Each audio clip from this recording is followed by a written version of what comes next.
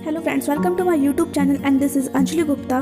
तो टेंसेस में अभी तक हम डिस्कस कर चुके हैं अपने इंडेफिनिट टेंस को, कंटिन्यूस टेंस को एंड परफेक्ट टेंस को। अगर आपने ये वीडियो नहीं देखी है और आप देखना चाहते हैं तो डिस्क्रिप्शन बॉक्स में आपको इन वीडियोस का लिंक मिल जाएगा।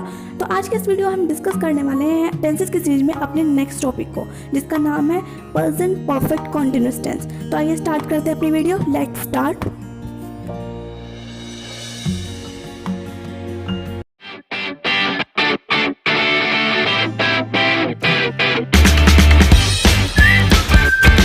सबसे पहले देखते हैं कि the present perfect continuous tense होता क्या है।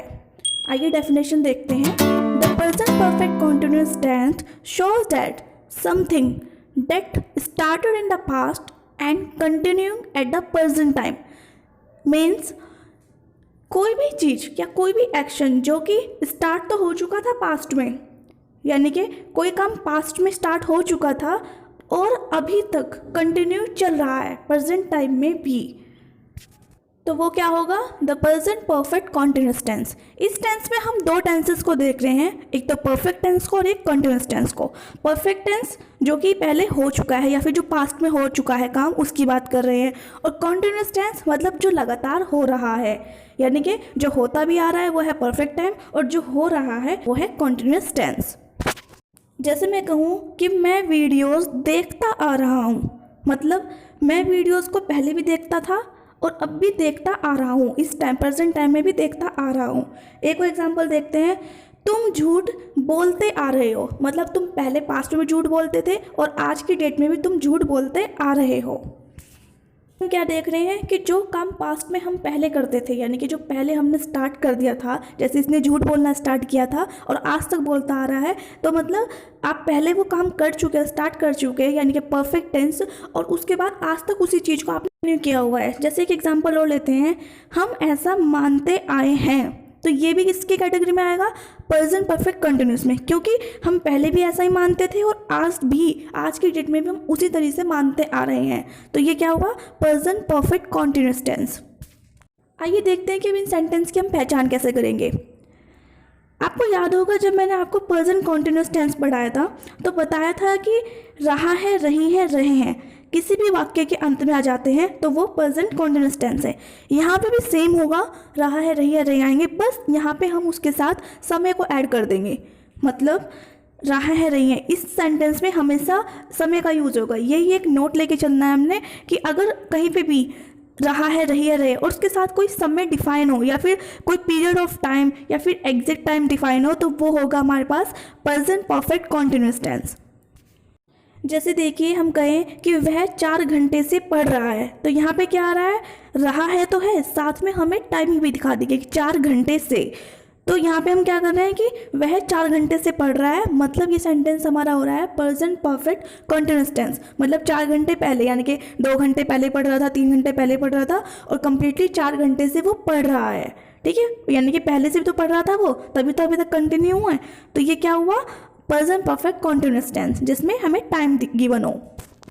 तो आइए अब देखते हैं कि अब इन सेंटेंसेस को हम फ्रेम कैसे करेंगे अपने स्ट्रक्चर में। स्ट्रक्चर क्या होगा हमारे पास? तो स्ट्रक्चर होगा हमारे पास subject plus has and have plus been plus verb की first form plus ING plus object plus since और फॉर प्लस टाइम। सब्जेक्ट तो हमें पता है, हैज़ और हैव को हम उसी तरीके से यूज़ करेंगे। हैज़ को हम सिंगुलर, यानी कि third person singular, he, she, it या किसी सिंगल नेम के लिए यूज़ करते हैं हैज़। और हैव के लिए हम फर्स्ट पर्सन, सेकंड पर्सन और थर्ड पर्सन के प्लूरल के लिए हम इसमें हैव का यूज़ करते हैं। ये मैंने आपको पहली वीडियो में बता दिया था, अगर आपको देखनी है वो वीडियो तो मैं उसका डिस्क्रिप्शन बॉक्स में लिंक प्रोवाइड करा दूँगी। नेक्स्ट आता है, हम यहाँ पे बीन को यूज़ कर रहे हैं। ठीक है, किसी भी हेल्पिंग वर्ब यानी कि हैज़ और हैव के साथ हम यहाँ पे बीन का यूज़ कर रहे हैं। और जैसे मैंने पहले बताया कि प्रेजेंट कंटिन्यूअस की तरह ही है ये वो, तो उसमें भी क्या था कि वर्ब की फर्स्ट फॉर्म प्लस आईएनजी। तो जब हम यहाँ पे यूज़ कर रहे हैं तो यहाँ पे भी आएगा वर्ब की first form plus ING.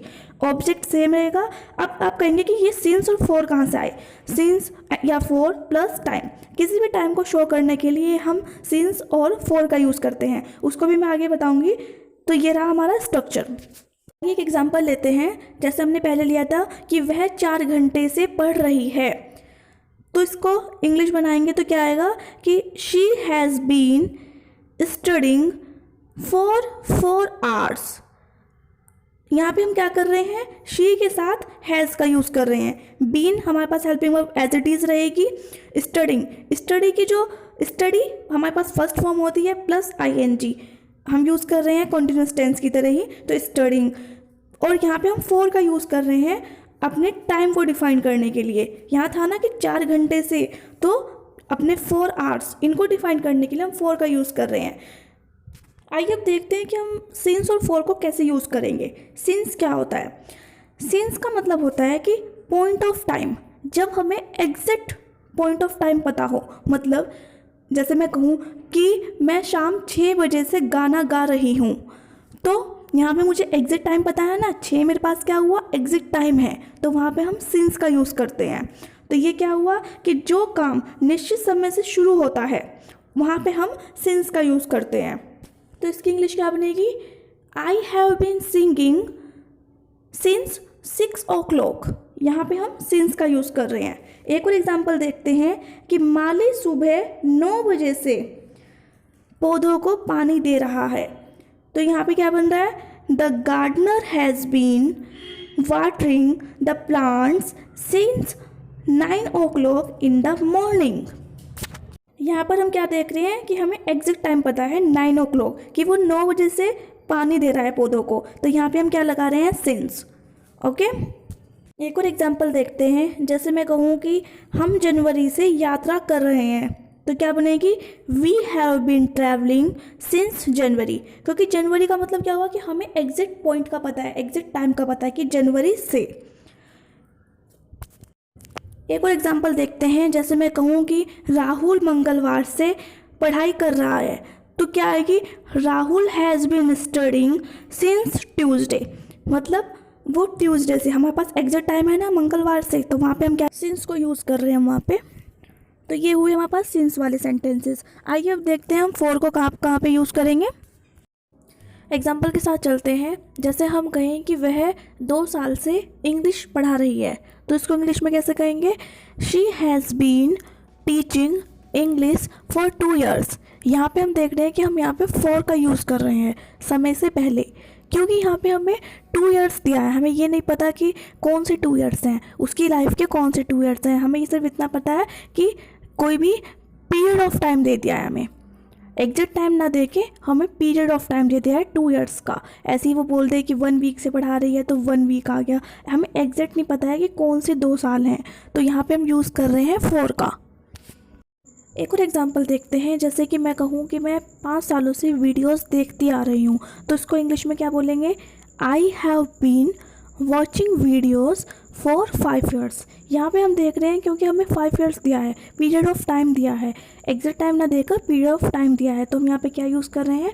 For का। एक और एग्जांपल देखते हैं। जैसे मैं कहूँ कि शक्तिमान 2 हफ्तों से रो रहा है, तो इसको हम क्या बोलेंगे? Shaktimaan has been crying for 2 weeks। यहाँ पे हम देख रहे हैं कि यहाँ पे भी हम फॉर लगा रहे हैं पीरियड ऑफ टाइम की, जैसे कि 2 week, क्योंकि हमें एग्जैक्ट नहीं पता है, तो हम यहाँ पे हम फॉर का यूज़ कर रहे हैं। Shaktimaan has been crying for 2 weeks। तो फ्रेंड्स, ये हमने देखे सिंस और फॉर के यूजेस को। अब हम देखते हैं कि प्रेजेंट परफेक्ट कॉन्टिन्यूअस का नेगेटिव कैसे बनाएंगे। आइए देखते हैं स्ट्रक्चर को। तो स्ट्रक्चर क्या है हमारे पास? Subject plus has and have plus not plus been plus verb के first form plus ING plus object and since and morning plus time. सब एज इट इज़ है, बस हैज़ और हैव इसके बाद नोट आ जाएगा और बीन से पहले नोट आएगा। ओके, क्या देख रहे हैं हम? हैज़ और हैव और बीन के बीच में नोट आ जाएगा। तो आइए सेंटेंस देखते हैं। जैसे हम बोले कि मीना 1 घंटे से नृत्य नहीं कर रही है, तो इसकी इंग्लिश क्या बन जाएगी? Meena has not been dancing for 1 hour। यहाँ पे हम क्या देख रहे हैं कि हैज़ और बीन के बीच में का यूज़ हो रहा है, तो हमने यहाँ पे देखा कि हम 1 hour यानी कि पीरियड ऑफ टाइम दिया हुआ है हमें, तो वहाँ पे हम फॉर का यूज़ कर रहे हैं। तो हमारे पास सेंटेंस क्या बन गया? Meena has not been dancing for 1 hour। आइए एक और एग्जाम्पल देखते हैं। जैसे हम कहें कि मैं दोपहर से नहीं खेल रही हूँ, तो इसकी इंग्लिश क्या बनेगी? I have not been playing since afternoon. यहाँ पर भी हम नॉट का यूज़ कर रहे हैं हैव और बीन के बीच में। एक और एग्जांपल देखते हैं। जैसे हम कहें कि राम 2 घंटे से नहीं घूम रहा है, तो हम क्या बोलेंगे? Ram has not been walking for 2 hours. तो ये रहे हमारे पास नेगेटिव सेंटेंसेस। अब देखते हैं हम इंटरोगेटिव सेंटेंसेस को। जब स्ट्रक्चर देखते हैं, स्ट्रक्चर हमारे पास क्या है? Has, have plus subject plus been plus verb की फर्स्ट फॉर्म के साथ ING plus object since and for plus time. तो ये हमारे पास इंटरोगेटिव सेंटेंस का स्ट्रक्चर हुआ। आइए एग्जाम्पल के साथ समझते हैं।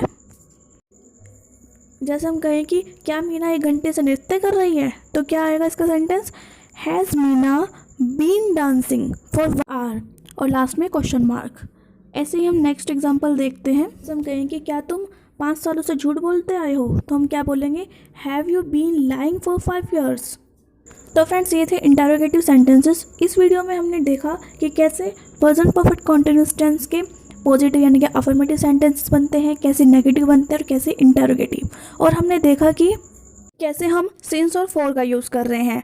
मतलब सिंस को हम एग्जैक्ट टाइम के लिए यूज़ कर रहे हैं और फॉर को हम पीरियड ऑफ टाइम के लिए यूज़ कर रहे हैं, और इसके कुछ एग्जांपल्स देखे। नेक्स्ट वीडियो में हम बात करेंगे अपने पास्ट परफेक्ट कॉन्टिन्यूअस टेंस की। तो ये वीडियो देखना बिल्कुल ना भूलें, और सब्सक्राइब करते रहें, लाइक करते रहें और शेयर जरूर करें। Thank you so much.